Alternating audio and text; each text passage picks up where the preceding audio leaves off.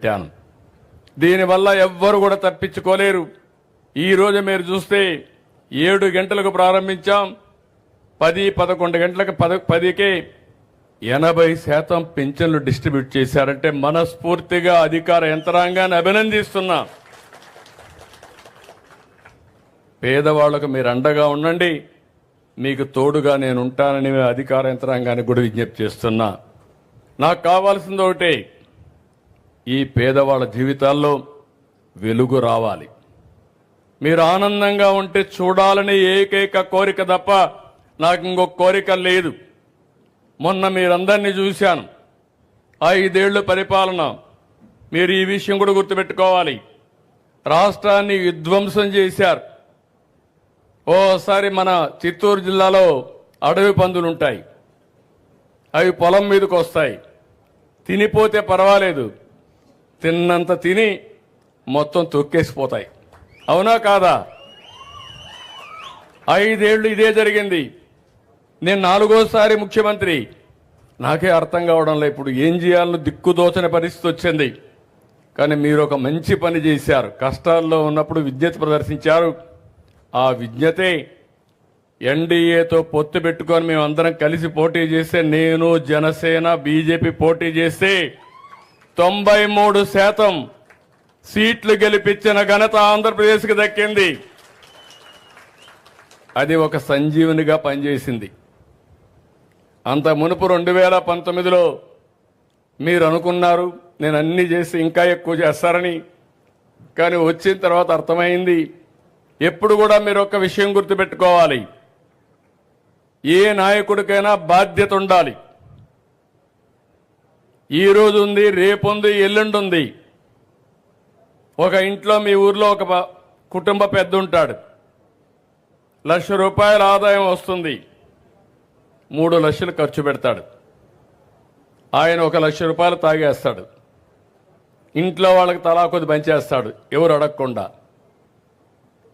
2-3 ఏళ్ల తర్వాత ఏమవుతుందంటాను, అప్పుల వాళ్ళు ఇంటికి వచ్చి జప్తు చేసే పరిస్థితి వస్తుంది, బజార్లో పడే పరిస్థితి వస్తుంది. అదే జరిగింది. ఈరోజు నేను అప్పడిగితే అప్పు ఇవ్వమనే పరిస్థితికి వచ్చారు. మీరు ఎక్కువ అప్పు చేశారు, మీకు తిరిగి కట్టే పరిస్థితి లేదని నిర్మోహమాటంగా చెప్తే, కాదు నాకు కూడా ఒక వ్యక్తిత్వం ఉంది, గతంలో చేశా, మళ్లీ దీన్ని గట్టెక్కిస్తానని సవాల్ చేసి చెప్పి 9 నెలల్లోనే ఒక్కొక్క అడుగు వేసుకుంటూ ముందుకు వచ్చాను. మీరు చూడండి, మొదటి నెల నేను పింఛన్లు ఇస్తానని చెప్పాను. ఇప్పుడు 9వ నెల నేను అడుగుతున్నా మిమ్మల్ని అందరినీ, ఇప్పటి వరకు మీకు ఎవ్వరికైనా ఇబ్బంది వచ్చిందా అని అడుగుతున్నా. మొదటి తారీఖు ఇచ్చానా లేదా అని మిమ్మల్ని అడుగుతున్నా. ఇచ్చారంటే చేతుల పైకెత్తండి. అంటే నేను చెప్పిన మాట నిలబెట్టుకోవడానికి ప్రతి గంట పనిచేస్తున్నా, ప్రతిరోజు పనిచేస్తున్నా, నెలలు లెక్క పెట్టుకుంటున్నా.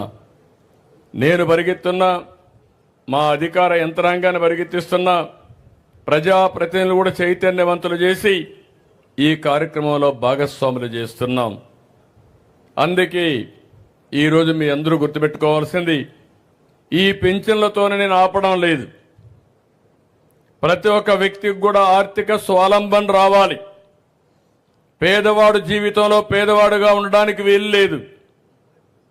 మీలో కూడా చైతన్యం తీసుకొచ్చి చేయూతనిచ్చి మిమ్మల్ని కూడా ₹10 సంపాదించుకునే మార్గం చూపించాలనేది నా ఆలోచన. అది చేస్తానని మరొక్కసారి మీ అందరికీ హామీ ఇస్తున్నా.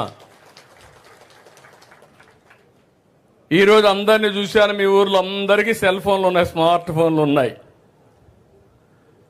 ఒకప్పుడు 25 ఏళ్ళు 30 ఏళ్లకు మునుపు నేను సెల్ ఫోన్ మాట్లాడితే అందరూ నెగతాళి చేశారు.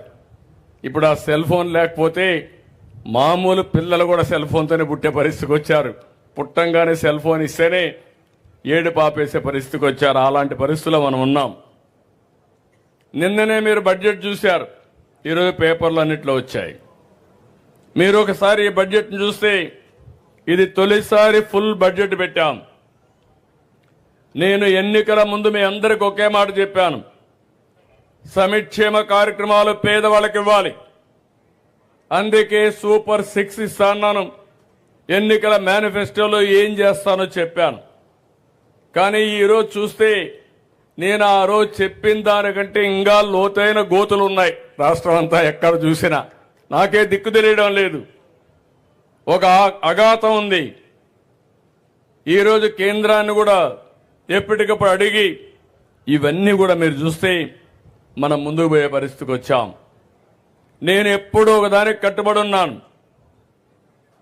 సంక్షేమ కార్యక్రమాలకు ఏమాత్రం కొరత లేకుండా పేదవాళ్ళని ఆదుకుంటాను.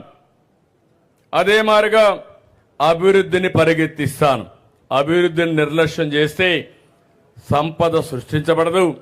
సంపద లేకపోతే ఆదాయం రాదు. అప్పు చేసి సంక్షేమాన్ని ఇస్తే అది రాబోయే రోజుల్లో మనం సస్టైనబిలిటీ రాదు. అందుకని ఒక సుపరిపాలన ద్వారా